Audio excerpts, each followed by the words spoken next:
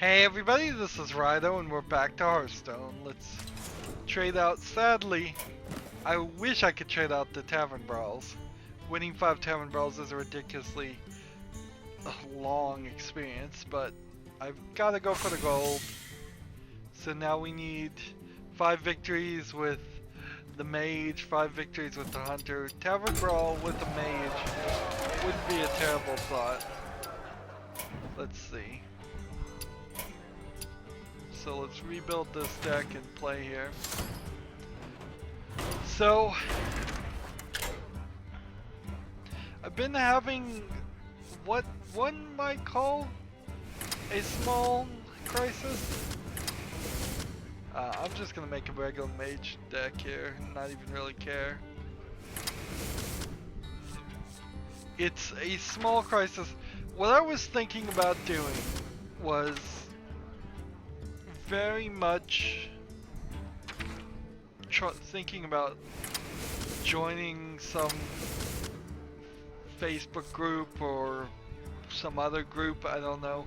The only other thing I could think of would be a group like on Reddit for the PC gaming, and I already read that, so the only thing I could really do on Reddit to be more active in that community would simply to be more active in that community. But I've been feeling like I need to get the average person's ideas of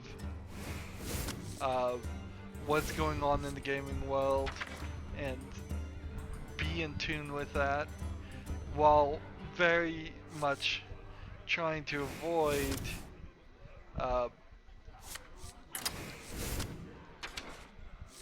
the standard fare of accidentally running into a bunch of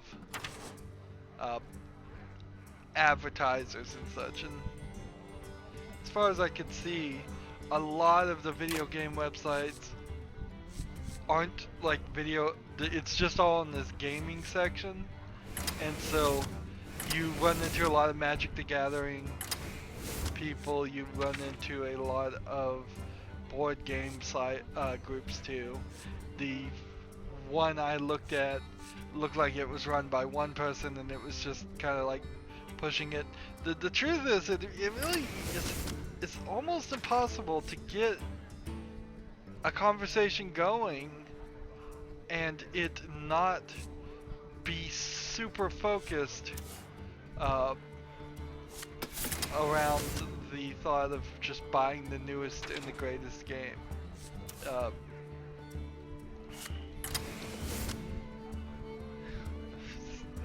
So I've made a deck here that has like no connection whatsoever to what this Clockwork card dealer is about, so we'll see if that helps any.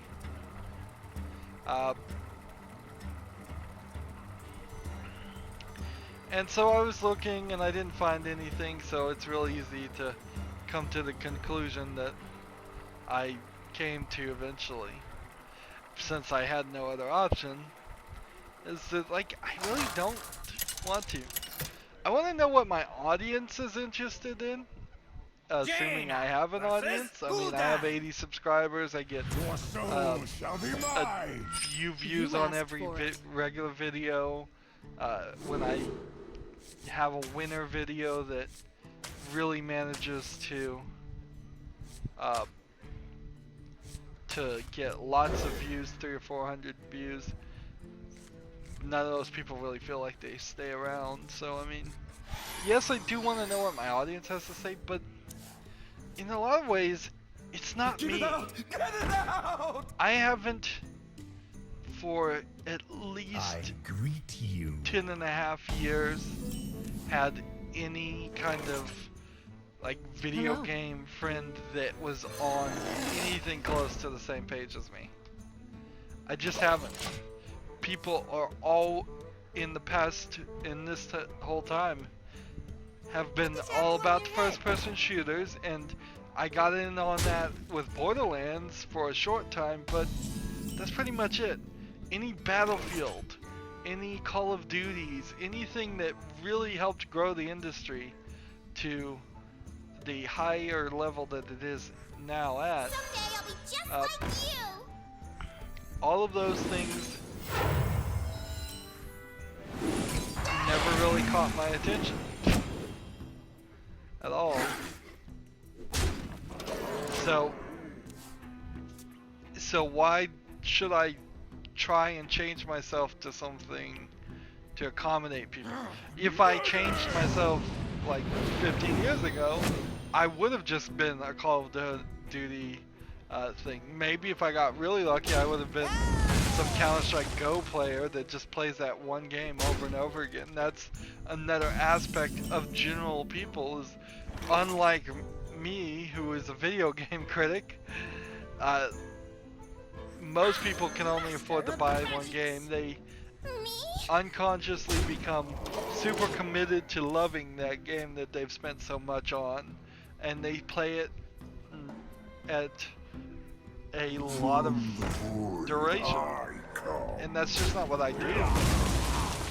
The only thing that really helps me is if I know kind of the hype of the new games that are coming out, but in another aspect, I'm the one that's kind of supposed to be creating the hype. Vaporization That's a bad way to put that, because that's not what I want to do. I'm not here to advertise to people, and I want to play relatively good games. If a game looks like garbage and I think the average video game player would never have seen it or never have thought about buying it anyways, then I have no reason to cover that game. But if it's on the edge, it's my job to be true, honest, and critical of it, and say, here's its flaws and here's its successes. I recently covered a game called Styx. It looked really interesting, and it just had way too many flaws with it, and I wasn't even really able to point those out to myself at all until I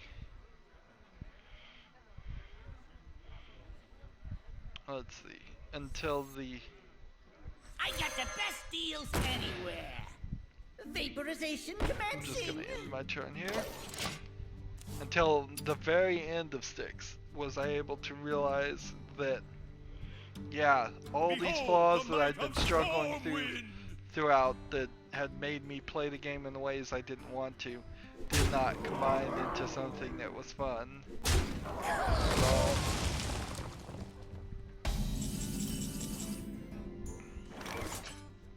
Alright. Crush! No! Smash! Crush! No! Smash!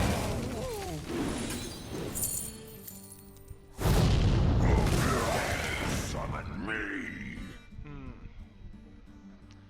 Yeah, I think I'm gonna lose here. Time to pay.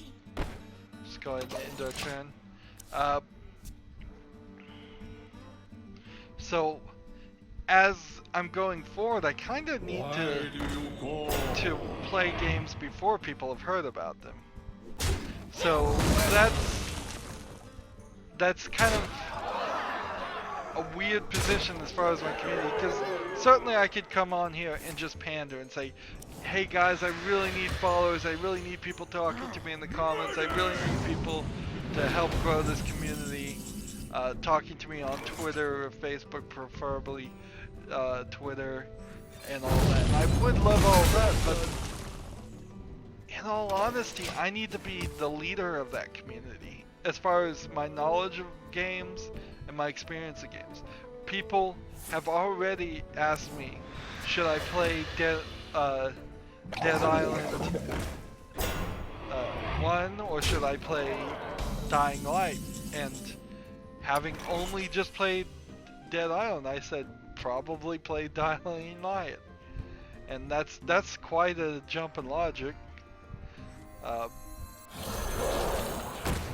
And it's not an informed call, surely, because I haven't played that game, Dying Light, but that's the best guess I can make there. So yes, I do want a community, but I gotta be the leader, particularly as far as game knowledge is.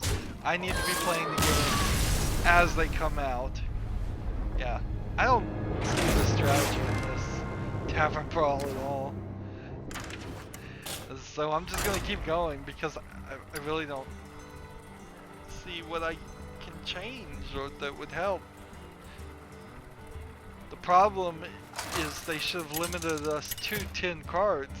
If they had done that, that would make sense. Jaina, 10 cards, and one needs to be a 1 mana, one needs to be a 2 mana, and so on You and asked so on. for it. But because they've given us 30 cards, then that just does some really weird math. Because I know on the first draw I will always get a 1 mana card. And then I know on the second draw I'll always get a 2 mana card. Even if I had a deck full of legendaries, it wouldn't fully make sense.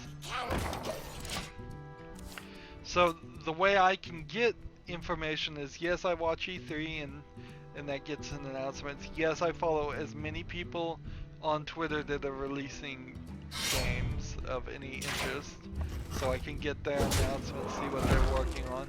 Yes, I follow what gets released new to Steam. I follow other sites that are covering games and may have early access at a certain level. That's if I'm getting all the new games and playing them at the same time as the big video game review sites. Their early access is the only thing that will be useful to follow them. I don't particularly need to read other people's reviews. I mean, maybe I'm being headstrong and stupid about that, but I don't want to be those reviewers, so I don't want to be infected by their style. X marks the spot. Of course, that might just be silly.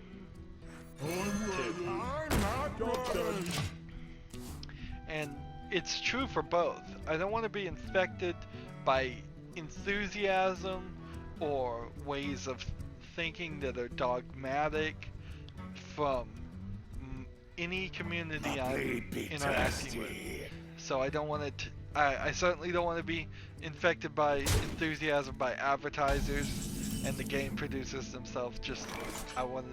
I'd probably be horrible if they had to actually give demonstrations to me, because I would say, alright, just the facts, ma'am. That's all I want. I just want the facts. Let's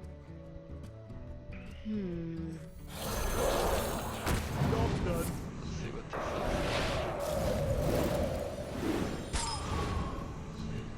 Oh, really? Astonishing. That's an oops. Whoops. Yeah, I don't want to get hyped. I don't want to get into the party line of every other video game industry. If I'm saying the same things about a game that are subjective, if I review video games in the exact same way as a bigger reviewer, there's no reason for people to follow me. I mean, it would be out of only charity that people would choose to follow me instead of that bigger reviewer. Let's see. I'm ready. I'm not ready.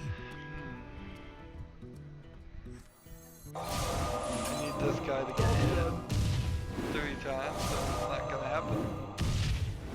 Because of that, I think I've just lost. Yep. Not very good. Not very good at all. Watching the Summer Games done quick. Watched someone play The Witness in 30 minutes, and what was interesting is that it seems like now on The Witness they have the maximum number. I looked on the Witness Reddit page, it seems pretty dead at this point. Obviously at this rate I'm going to end up playing a lot off screen, which is fine. But it seems like the solution and this will make sense if you've played The Witness. The net maximum solution says 523 plus 135 plus 6. My final recording, I was at 511 plus 135 plus 6. I think versus I played the certain challenge secret achievement. You asked for it. I don't know why I'm trying to protect it and not spoil it at this rate, but I played that and beat that, and I think that may have had the remaining things in it, maybe. So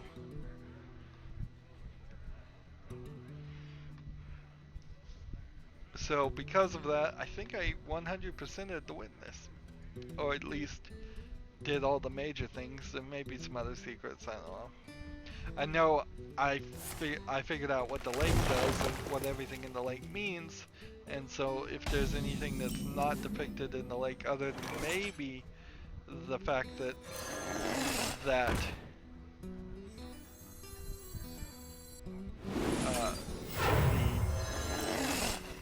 Job's done. the fountain statue rising up, it seems like I thought that fountain statue would go up higher and higher, but I never played The Witness again. Maybe if I went back today into it, it would be a lot higher. Could just be the fountain thing.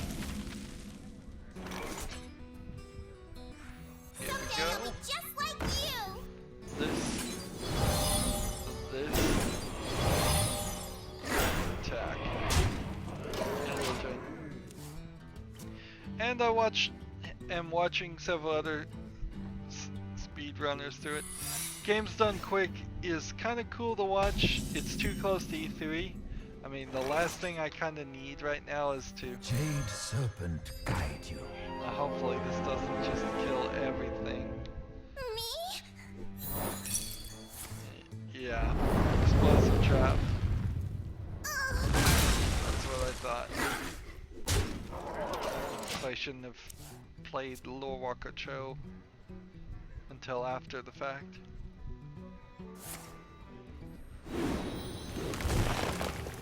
To my side. So That didn't quite hit the mark.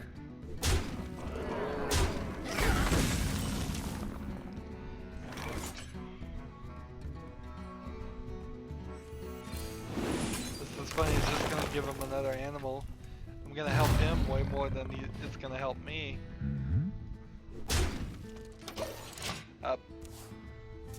The main problem with the Games Done Quick though is because they're speedrunning through the game, it's only giving me the most superficial and most inaccurate view of some games I haven't played that I might at some point think about playing. And even seeing that tiny bit that's super superficial, even if because they skip so much of the game, it's still definitely changing what my expectation and understandings are gonna be when I do go play that game.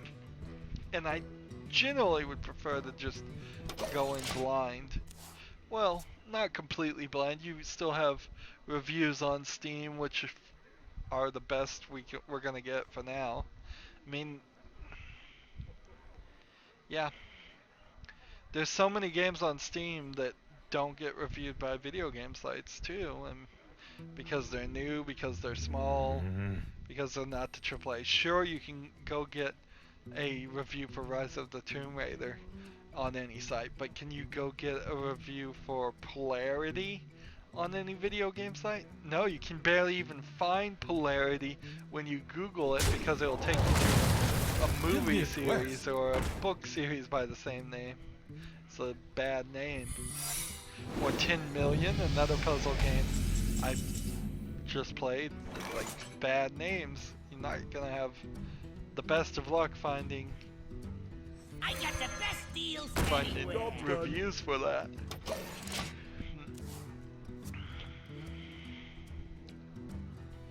So let's see what's going on my channel. Well, we did Styx, we did Ticket to Ride, That was a cheap thing I think I talked about, is cheap cell phone port. And then I did 10 million. 10 million is a better cell phone port, although it's cheap in its animation graphics, undoubtedly. I think it's intentional, but yes, very 8-bit graphic-y. Definitely worth the hours I put into it. I think I played like at least 5 hours in that game. There's still a few achievements I want to go back and try and get, so I still have it installed with some good intentions at least to play it. So, play. I'm playing Heroes of Might and Magic Clash of Heroes. No, it's Might and Magic Clash of Heroes, not Heroes of Might and Magic, which is a different series completely. Job's done. But as I lose here, I know I'm losing.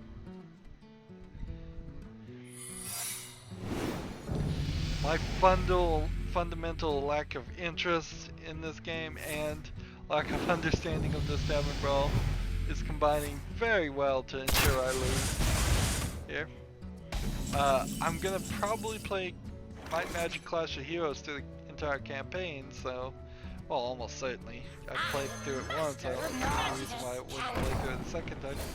And because of that, it's gonna be probably a month there.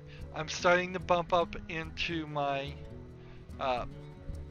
Halloween month, and I got everything scheduled, so while I am working on the 9th month and we are in the halfway through the 7th month as of this recording,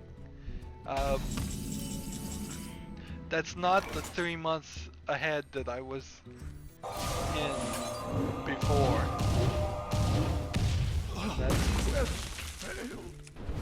That's a shame. It's not what I want. Vaporization commencing. So, like explosive trap and what? Doesn't matter. I'm gonna lose. There is some weirdness in that 9th month too, September, because both the remake of Resident Evil 4, which I'm not sure there is going to be a remaster, it's a remaster, not a remake, of Resident Evil 4, and the remaster of BioShock are coming out in that month. So, the goal is to play both of those games in that time, in relatively short amount of time. So, I'm somehow supposed to, It is on. I'm somehow supposed to just get 2 really big games, AAA games there. And I need to talk about what I mean by when I say AAA, because that's not what it's not the right phrase, I've realized too. Hello? But yeah, Hello? I should call them tentpole games. 2 tentpole games that Job's done. are about a week apart, so I think I'll probably need to play Resident Evil 4 and then play BioShock real quickly and hope there's no content IDs and everything works there with the new remaster. And see, I could play Resident Evil 4 right now and just assume that we aren't actually, the PC people aren't actually going to get any patch or remaster going on there, because I don't think anything like that's actually been announced. But absolutely we know the remaster for BioShock there is going to be remaster, so play that. I also did a ton of scheduling that required me to move around Myst, so now hopefully I didn't reference something else too badly, because Myst is now going to come out a lot closer to the Abduction release, and I think in the end what I did was I Mighty Switch Force hosed it down, which has its own like prequel game. So it's like there's more Mighty Switch Force games that I wish I'd known that before I played that one, but whatever. That goes to show you the difference of an experience you'll get based on the type of games you've wishlisted and bought.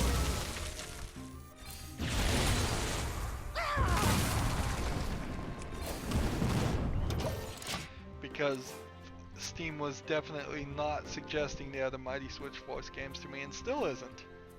I had to go find them months and months after buying and playing the game. Yeah, it is very echo chambery. It's like I buy a lot of point and click adventure games, I buy a lot of action games according to their labeling of almost everything is an action game. And I buy a lot of puzzle games, and so all of those things work together to suggest just more of those type of games to me.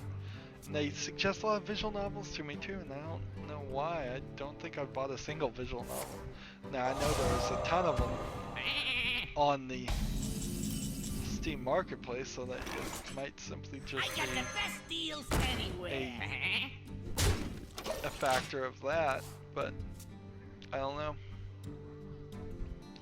So yeah, to get back to it, when I said AAA, I'm gonna try and train myself to say tentpole games, because it's not indie, it's not published by a publisher. That stuff doesn't really matter. It's not that that $1 million was spent on production, or that $10 million was spent on production. It's not that either.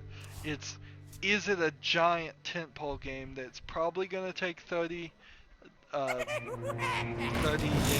of air time, not particularly 30 hours of gameplay, although it tends to be pretty much the same.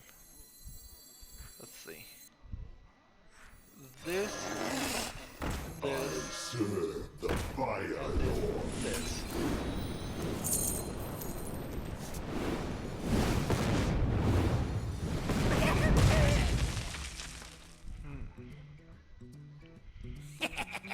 Time to pay. So, yeah, big tentpole games. Games like Ori and the Blind Forest don't qualify in my mind, and I'm not sure I have a really good explanation why they don't qualify, but like Ori and the Blind Forest is a big, long game, but it has to do, I think, more with the public perception. It's like,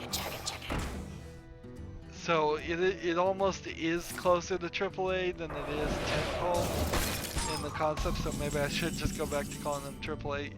Nothing particularly works well here, as you may have figured out, but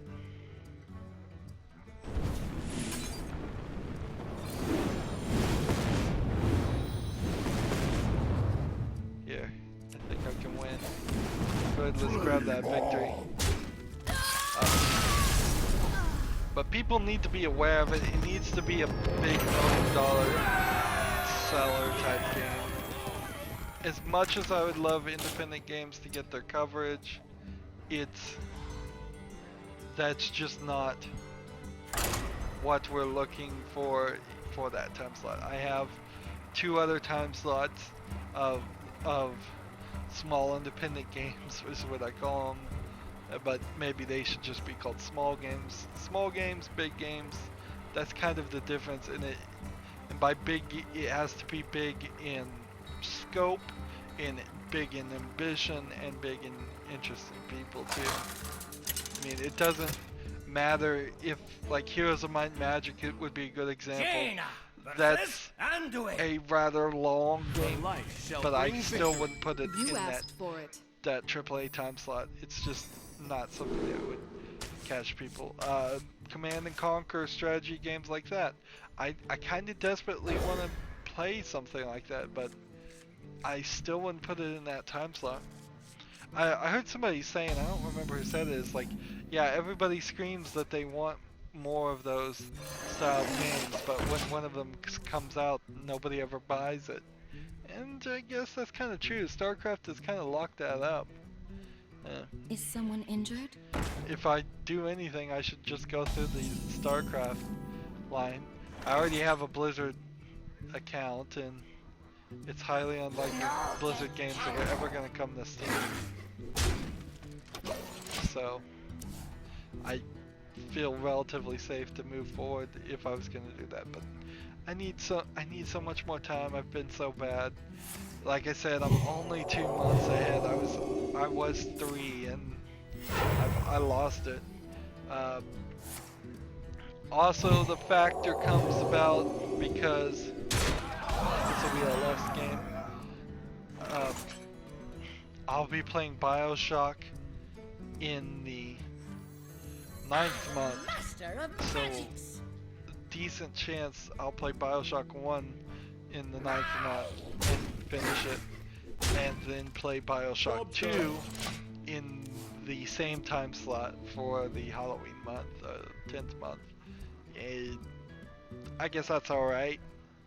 BioShock Infinite really isn't that scary. Should I continue to the BioShock Infinite run afterwards? It seems like a lot. It seems like a lot there. Maybe I could find a good way to what could I do? Have like a break in the 11th month and then come back and do BioShock Infinite in the Christmas month? That sounds like that might work.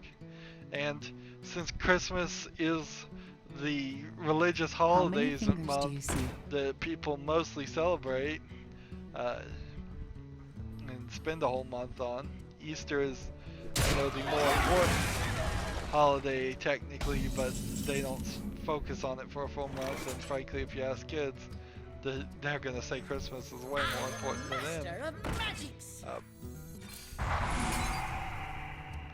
Let's see. Vaporization commencing. So, because that month is so religiously focused, playing a game that is a culture that is somewhat based on a religious following gone wrong is slightly ironically funny to my mind. Of course, I don't think I can make a full theme month out of that. And frankly, I think it would be a little too abrasive even for a joke to I got the best deals anywhere. every year spend all of December playing games about cults and super crazy religious religious people, and that's not even a main factor in BioShock Infinite. A lot of people may not have even grasped on to that at all. Let's see.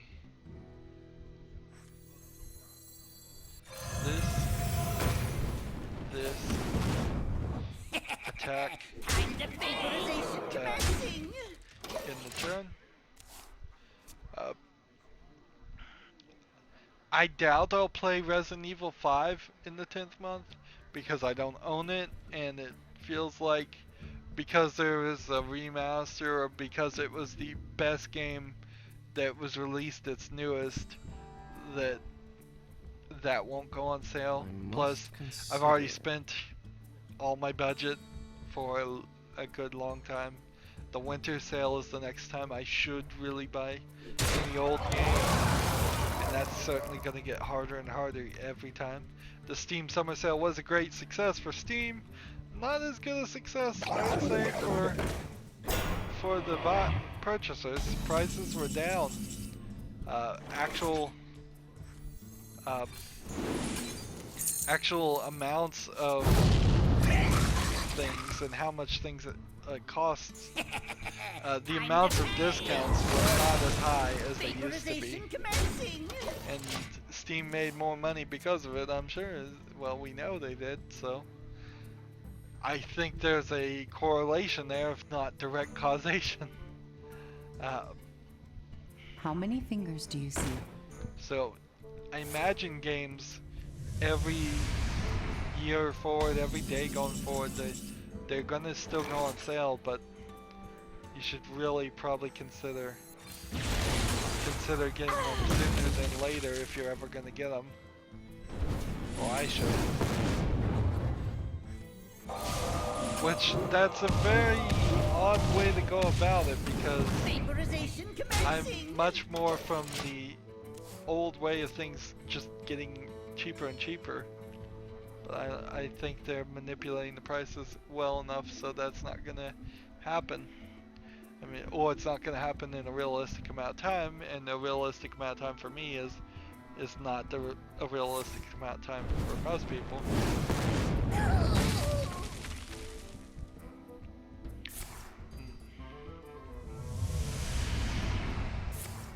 I'm moving forward somewhat with the Lego time slot, but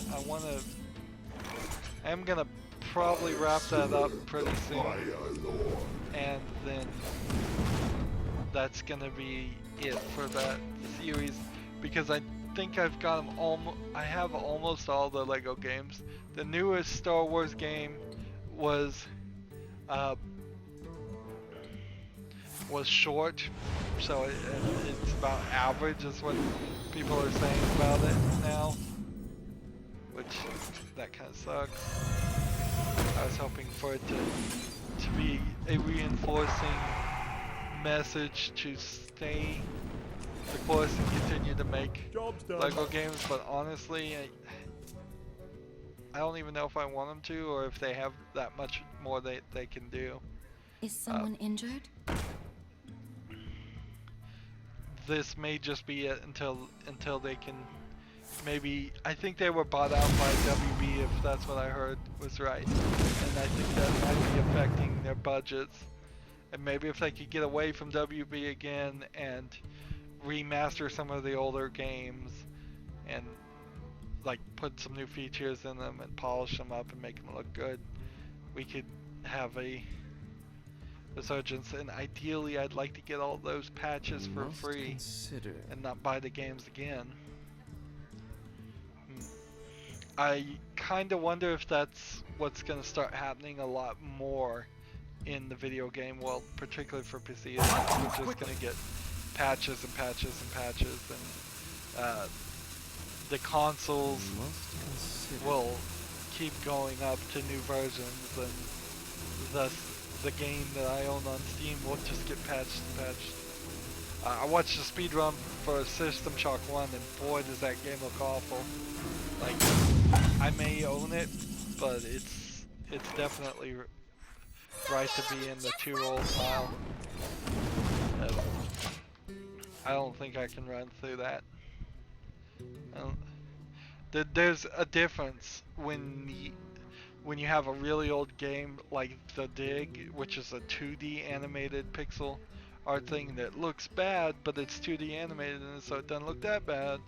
And then you have something like System Shock, which is 3D rendered stuff that nothing's hand drawn, or it is hand drawn at a very, very low pixel density, so it just doesn't stand up to the test of time very well at all.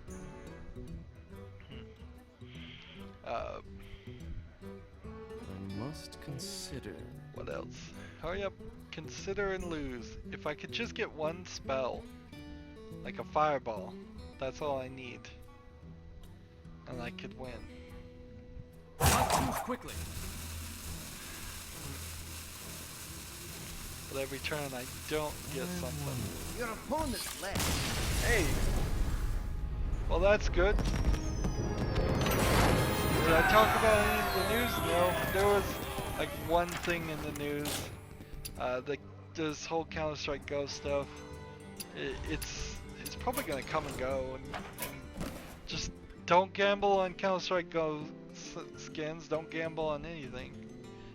Oh, so I only need like 3 victories with the Hunter and 1 more with the Mage. So if in the next turn we could just get that, that would be great. But I should play off screen and get 2 Tavern Brawls with the Hunter first. That way we'll have 4 here, 2 here, 2 here. Guaranteed victory on at least one of these things, I would say. Not guaranteed, but very close. That's going to be it for this recording. As always, I ask you to like, share, subscribe, comment if you want to, and watch every second of my videos. All that helps out. If you want to support me, you can click on my name, Rydo. On the right is a blue button that says support this channel.